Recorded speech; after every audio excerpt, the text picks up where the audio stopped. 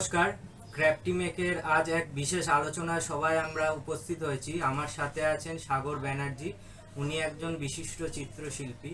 তো আজ আমি সাগরদার সাথে বেশ কিছু জীবনের কথা বলবো, ওনার জীবনের জার্নি শুনবো। আমরা আসলে দুজনেই বন্ধু। তো আজ একটি বিশেষ আলোচনা সভা হতে চলেছে, সবাই দেখতে থাকুন। আর শুরু করা যাক তাহলে।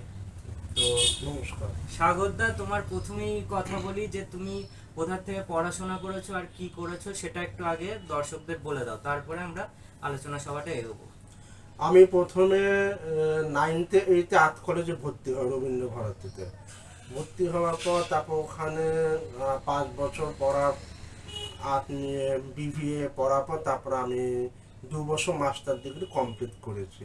কমপ্লিট করার পর তারপরে আমি ঠিক করেছিলাম চাকরি করব। তারপরে দেখলাম চাকরি নিয়ে অনেক হন্য হয়ে ঘুরেছি, অনেক চেষ্টা করেছি, কিন্তু চাকরির জন্য অনেক লড়াই করেছি, কিন্তু আমি পাইনি।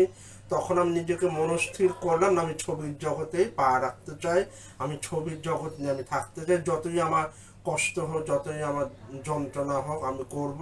কিন্তু আমার সবচেয়ে বড় প্লাস পয়েন্ট হচ্ছে আমার মা বাবা সবসময় আমাকে সাপোর্ট দিত। না, তুই ছবির জগতে যখন এসেছো, ছবির জগৎ নিয়ে থাকো। এবং আমার বাবা একটা কথা বলেছিলেন, তোর যদি ছবি বিক্রি যদি না হয় গাছের পাতা খাবে, তাও তুই ছবি ছাড়বি না। ছবি হচ্ছে তোর বন্ধু, তোর আপনজন। এটাই তো হচ্ছে আমার। তাও কত বছর হলো তুমি মোটামুটি ভাবে এই আমি ফিল্ডে রয়েছো? মিনিমাম ছবির জগতে প্রায় 17 থেকে বছর আছে, 17 বছর। 17 বছর 18 বছর হয়ে হ্যাঁ, গেল তুমি আছো। হ্যাঁ। তো আজকে আমি একটা প্রশ্ন তোমার কাছে করছি, যেটি হচ্ছে যে এখন যারা নতুন শিল্পের জগতে আসছে বা ছবি আঁকছে, তো তুমি তাদেরকে কি বলতে চাও যে ছবিটা মানেই কি কেবলমাত্র মানে প্রথমে তো একটা গ্রামাটিক্যাল দিক শিখতে হবে। তো অবশ্যই। তারপরে কি করা উচিত? ধরো যদি কেউ আর্ট কলেজে ভর্তি হলো, সে তো একটা একাডেমিক শিক্ষা পাবে। Yes. যদি কেউ আর্ট কলেজে না যায়, হুম, তাহলে তো তাকে একটা বেসিক শিক্ষা তো নিয়ে নিতে হবে হুম। গ্রামার সম্পর্কে। Yes. তারপরে তার কি করা উচিত বা কিভাবে যা এগোনো উচিত তার? বলছি, এবং প্রথমে তো অ আ ক খ শিখতে হবে। বেসিক অফ প্রাইমারি আর্ট হচ্ছে স্টাডি আর্ট, বাড়িতে ধরো একটা কিছু অবজেক্ট নিয়ে স্টাডি করলো, স্টিল লাইফ, এটাও হয়। আরেকটা হয় আউটডোর স্টাডি, এটা হয়। আরেকটা হয় ব্যাপক এক্সিবিশন দেখা, এবং বড় বড় মাস্টার পিসদের ওরা কি কাজ করেছে তাদের সম্পর্কে ইতিহাস জানতে হবে, তাদের জীবনী পড়তে হবে। এগুলো না জানলে তো হবে, খালি ছবি আঁকলেই কিন্তু হবে না, তার সাথে সাথে একটু পড়াশোনাতেও দরকার আছে। এবং সেমিনারে যাওয়া, একটু সবার সাথে আলোচনা করা, কোথায় কি হচ্ছে না হচ্ছে। এখন সবচেয়ে বড় প্লাস পয়েন্ট হচ্ছে ইন্টারনেট আসাতে আমরা বিভিন্ন যারা, আমি এখানে বসে আমেরিকার শিল্পীদের কাজ, আমি এটা গুগলে সার্চ করলাম, বড় বড় পেন্টারদের ছবি আমি দেখতে পাচ্ছি। এটাই করতে হবে। আর শুধু তাই নয়, এবং স্টাডি করতে করতে করতে এমনভাবে করতে হবে, মানে আমার নিজস্বতা তৈরি হচ্ছে কিনা। অনেকে দেখা যাবে অমুকের প্রভাব আছে, তমুকের প্রভাব আছে, প্রভাব হয়তো থাকতেই পারে, সেটা কোনো প্রবলেম নেই, কিন্তু আমাকে মাথায় রাখতে হবে আমার নিজস্ব ঘরানা তৈরি হচ্ছে কিনা। কন্টেম্পোরারি ব্যাপার। হ্যাঁ, কন্টেম্পোরারি ব্যাপারটা। এবং অবনীন্দ্রনাথ ঠাকুর একটা কথা বলেছেন, হুবহু কপি করে বেশি দূর যাওয়া যায় না। কপি হয়তো করো, কপি করে একটা যাচ্ছ, জায়গা অবধি দরকার, তারপরে নিজেকে তারপরে এগিয়ে নিজস্ব। যেতে হয়, ভাঙতে হয়। হ্যাঁ। তো এটা তো অবশ্যই একটি গুরুত্বপূর্ণ কথা সাগরদা বলল। তো আশা করি যারা নতুন প্রজন্মের শিল্পী আছেন তারা মন দিয়ে ভিডিওটা দেখছেন বা দেখতে থাকবেন। তো আরো আমরা আলোচনার গভীরের দিকে এগোতে থাকি। তো সাগরদা, তোমার কাজ তো আমি দেখি, মানে অনেক দিন ধরেই দেখছি। তো তোমার কাজে যে বিষয়টা আমার খুব ভাল লাগে যেটা হচ্ছে এক্সপেরিমেন্ট। তুমি প্রচুর এক্সপেরিমেন্ট করো, Yes. কিন্তু কোথাও কোথাও আমি দেখি, মানে অনেক সময় দেখা যায় যে মানে অনেক শিল্পীরা একটা জায়গায় গিয়ে আটকে যায়, তারপরে সে আর তার ডেভেলপমেন্টটা করে না বা ক্রমাগত নিজেকে ভাঙা গড়ার খেলাটা খেলে না। কিন্তু এই যে তুমি যে ক্রমাগত এক্সপেরিমেন্ট করছো, এইটা মানে একজন চিত্রশিল্পী যখন যারা কাজ করবে তাদের কিভাবে? এক্সপেরিমেন্টটা এই কারণে প্রয়োজন, অনেকে দেখবে খালি কপি করছে। এখনকার যুগতে, ইন্টারনেট যুগে মানে এত বেশি কপির সংখ্যাটা বেড়ে গেছে, এখন ওদের মধ্যে এক্সপেরিয়েন্স ওয়ার্কটা মাথার মধ্যে কিছুতেই ঢোকানো যাচ্ছে না। ওরা অনেকে দেবে বিপথে চালিত করছে। এই ধরো বলছে বাড়ি আঁকো, গাছ আঁকো, লতা পাতা, মানুষের প্রত্যেকটা ছবি আঁকো, পশু পাখি আঁকো। এগুলোর মধ্যে বেশি ইনভলভ করালে কি হয়, তখন ওদের মধ্যে সাথে এক্সপেরিমেন্ট মাথাতে কি করে আসবে? এটাই হচ্ছে মুশকিল। মানে একটা জায়গা অবধি করা উচিত, তারপরে গিয়ে দেখা যাবে এরা কিন্তু হাতড়াবে। হ্যাঁ। এবং আমার পরিচিত কয়েকজন শিল্পী আছে, তারা স্টাডি করতে করতে গেলে তারা হাঁপিয়ে পড়েছে, তখন এরা শেষে গিয়ে দেখে ইস কি ভুলটাই না করে ফেললাম, বলে আমি তো অন্য কিছু তো করতে পারতাম। সেটাই। আর আমার তো আমি নিজের ব্যক্তিগতভাবে মনে করি যে আমি যেটা দেখছি সেটাই আমি কেন আঁকবো? আমার ভেতর থেকে যেটা আসবে সেটাই তো বহিঃপ্রকাশ ঘটাবো, তাহলে তো নতুন আসবে কিছু। এইটার নিয়ে কিছু একটা বলো। এবার হচ্ছে কি, আমি প্রতিদিন সকালবেলা ঘুম থেকে উঠে কি দেখতে পাচ্ছি? বাড়ির আসবাবপত্র দেখতে পাচ্ছি, বই খাতা পেন্সিল যাবতীয় জিনিসপত্র যা দেখছি তাই আমি কেন আঁকবো? এখন যদি আমাকে যদি কপি করে যা দে তাই যদি আঁকতে হয়, তাতে আর্ট কলেজে পড়ার কোনো মানেই হয় না। আমি যা দেখছি তাই আঁকো, তাহলে এক্সপেরিমেন্টটা কি করে হবে?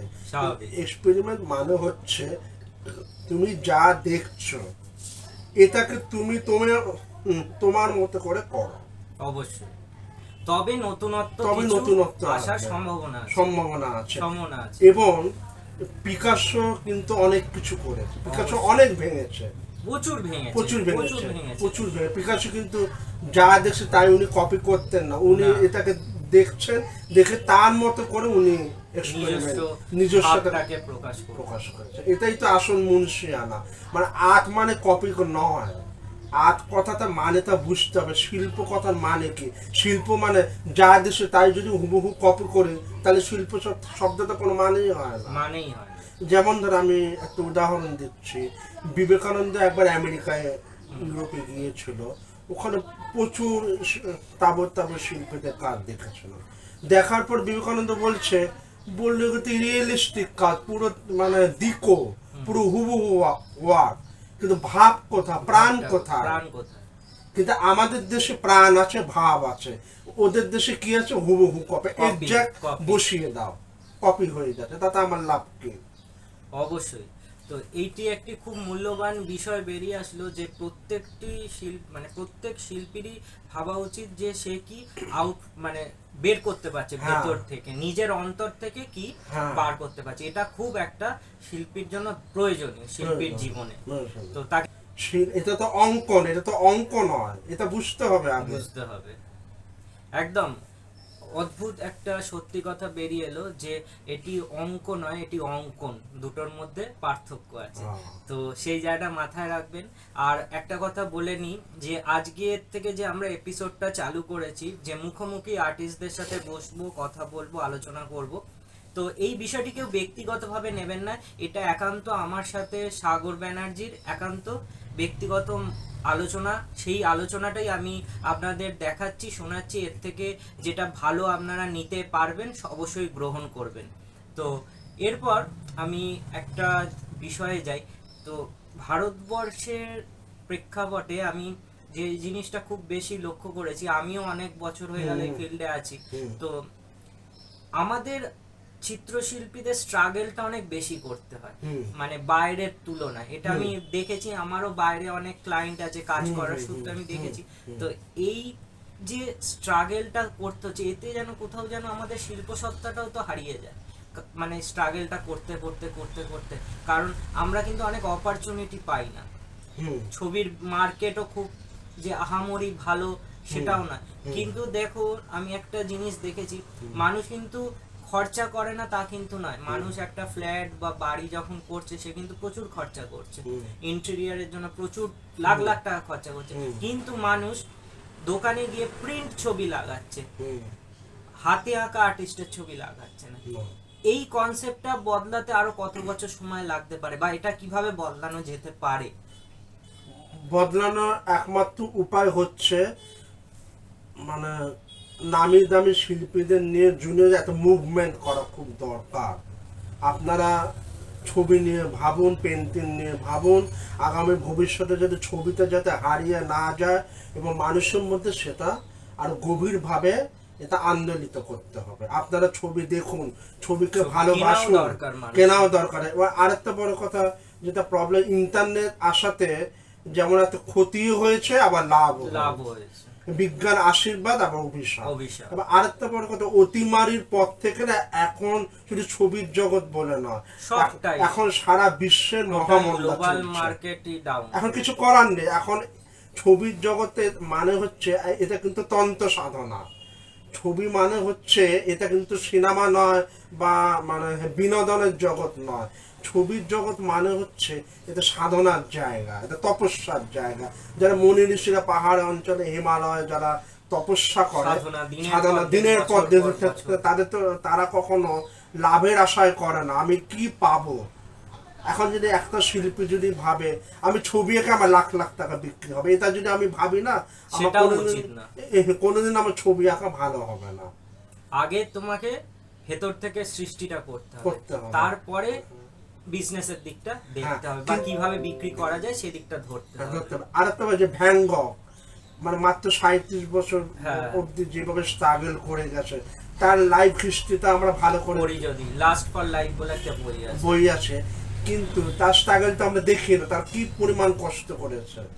অবশ্যই মারা যাওয়ার পর তার ছবি এখন কোটি কোটি টাকা। মানে এটাই হচ্ছে আসল কথা, যে একজন শিল্পী যখন সে লেজেন্ডের পর্যায়ে চলে যায়, সে তার প্রচুর মাজা ঘষার মধ্যে দিয়ে হয়, মানে এগোতে হয়, তাকে অনেক স্ট্রাগল করতে হয়, স্ট্রাগলের মধ্যে দিয়ে তাকে তার সেই পথটাকে খুঁজে নিতে হয় বা বার করতে হয়। আচ্ছা, এবার আমি একটু অন্য বিষয়ে যাচ্ছি, যে তুমি ছবি আঁকা ছাড়া তোমার জীবনে আর কি কি ভাল লাগে, মানে ছবি আঁকা ছাড়া এই ধরনের ক্রিয়েটিভ জিনিস কি? ছবি আঁকা ছাড়া আমার ভীষণ ভালো কবিতা পড়তে ভীষণ ভালো লাগে, আমি কবিতাও লিখি এবং আমি গানও জানি। আমার বাবা একজন সিঙ্গার ছিলেন এবং আমি গানও করতে ভালোবাসি। এবং তাছাড়া মাঝে মাঝে আমি তো হিন্দি সিনেমা, ডিস্কো ড্যান্সার, এগুলো আমি নাচটাও ভীষণ ভালো লাগে। আমি মাইকেল জ্যাকসনের নাচটা ভীষণ দেখি, মিথুন, তারপর গোবিন্দর নাচ, এগুলো আমার ভীষণ ভালো। এটা আমাকে, আমি কলেজ লাইফে একটা ঘটনা বলি তোমাকে। কলেজে টিফিন পেয়ে বন্ধু বান্ধবরা বলেছে তুই একটা ড্যান্স কর, করলাম। তারপরে কতগুলোতে হিন্দি গানের ক্যাসেট চালিয়েছে, তখন তো সিডি ইন্টারনেটের যুগ ছিল না, তখন গানটা চালালো। মানে আমি প্রায় 10 থেকে 11 মিনিট নাচলাম, তারা পুরো থ হয়ে গেছে, পুরো চান। বলে তুমি তুমি নাচ শিখলে কোত্থেকে? বলে আমি তো শিখিনি, আমি তো টিভি দেখে দেখে ওদের নাচ দেখে আমি। অবশ্যই সেটা আমি নিজেও দেখেছি, তোমার ড্যান্সিং পারফরমেন্স দুর্ধর্ষ না করো, সেটা অন্য একদিনে সেই ভিডিও আসবে পরে। তো আরেকটা বিষয়ের দিকে যাই, যে এই যে আমাদের যে দীর্ঘ জার্নি, এই যে পথ চলা, তো কি আসে শেষে বলে একটি লাইন আছে, তো সেই মানে মনে হয় যে একজন শিল্পী সার্থক হয় কখন, মানে তার সার্থকতা কখন আসে? সার্থকতা কখন হয়? যখন দেখলো যে চতুর্দিকে নাম হচ্ছে, প্রতিষ্ঠিত হচ্ছে, যখন কত তাকে সমাদর করছে, করছে, তখন সে সার্থক হবে। এমনও দেখা যায় সে সারা জীবন সাধনা করেছে, কিছুই পেল না। এখন আমার কি হবে না হবে সবকিছু লেখা থাকে, নিয়তি। গীতা একটা কথা আছে, কর্ম আমার অধিকার, ফল আমার হাতে নেই, ফলটা ঈশ্বরের। এমনই আমি দেখেছি, মানে আমি সঙ্গীতের জগতের কথা বলছি, গানের গলা এমন কিছু ভালো না, কিন্তু সে নাম করে গেল। অনেকে আছে সারা জীবন গান নিয়ে সাধনা করে গেল, তার লোকের নামও জানা না। এখন হচ্ছে মিডিয়ার যুগ, এখন যে যত অবশ্যই কাজে লাগাতে হবে। এখন আমি একটাই কথা বলবো, যে কোনো একটা রবীন্দ্রসঙ্গীত দিয়ে আমাদের এই আলোচনা সভাটা শেষ হোক। একটা গান 2-4 লাইন তোমার মতো করে রবীন্দ্রসঙ্গীত।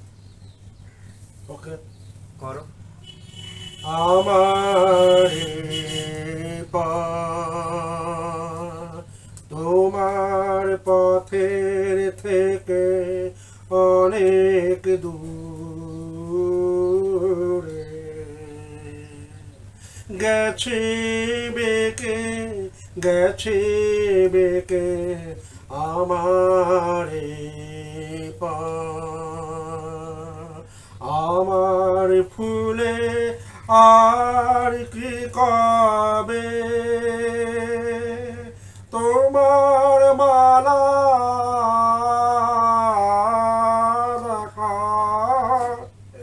তোমার বাসি দূরের হাওয়ায় কেঁদে বাজে আরে দেখে আরে দেখে আমারে। অনেক ধন্যবাদ। তো শেষ করার আগে রবি এবং আমি মনে করি আজ কিন্তু মহাসাগর, মহাসাগর আজ মানে পুকুর নদী না খাল বিল নয়, অবশ্যই মহাসাগর, অনন্ত অনন্ত। তো এই অনন্ত আলোচনা আমাদের চলতে থাকবে। পরবর্তী আবার কোনো আলোচনা সভাতে সাগরদার সাথে আবার আপনাদের দেখা হয়ে যাবে। সবাই ভালো থাকবেন। নমস্কার।